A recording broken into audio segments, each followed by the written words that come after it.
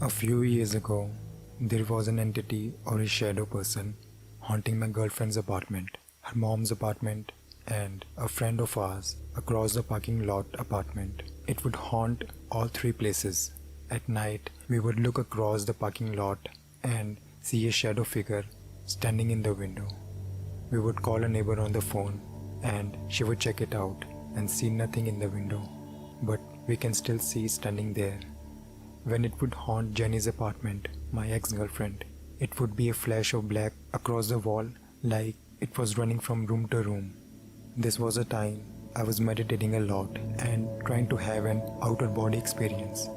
Eventually, I get my wish, coming face to face with the demon, but that will be another time I will tell you that experience of mine. I live about 6 miles away from my girlfriend's apartment. Me and Jenny's attitude were changing frequently, always arguing, obviously making this creature stronger. It's at night time, me and Jenny are in the bed.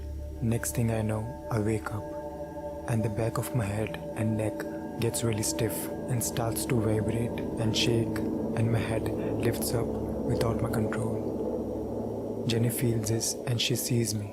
It frightens her.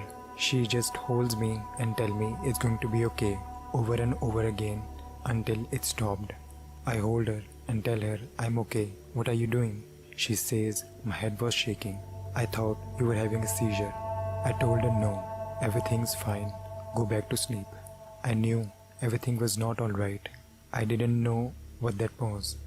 A few nights go by and I'm at my house on the phone with Jenny, and out of nowhere we starts to argue again over nothing. I feel like this creature was purposely making us fight. But anyway, I get off the phone with her. Things change from worse here. The back of my head and neck starts to get stiff and vibrate again uncontrollable. My head tilted to the side, all stiff, I cannot control. Next thing I know, my vision blurs and my eyesight gets pushed back like I zoomed out into a deep tunnel. I see this black mist coming towards me.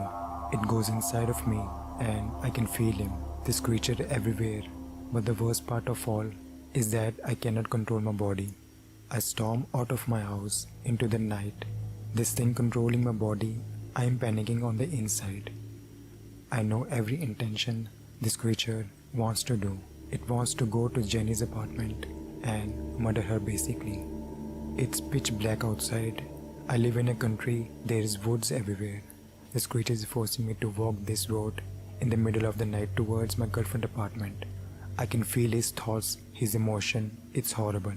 Now, what gets worse is that the entire time my body and us get closer to her apartment, the more animalish he acts. I'm terrified, I'm stuck inside my own body.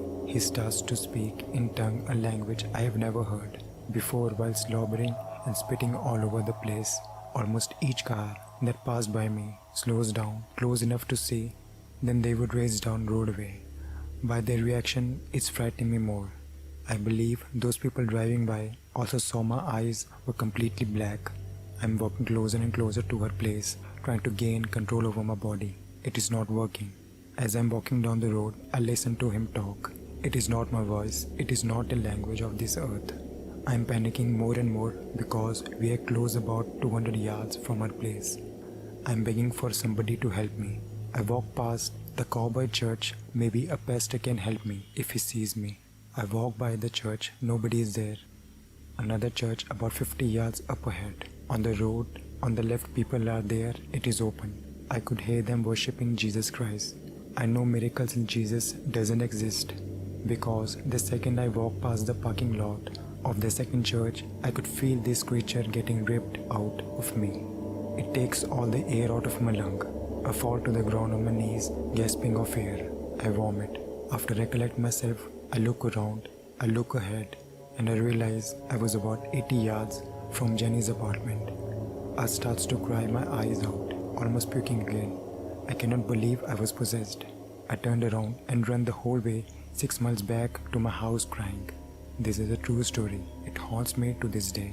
I never told Jenny, and I think I never will.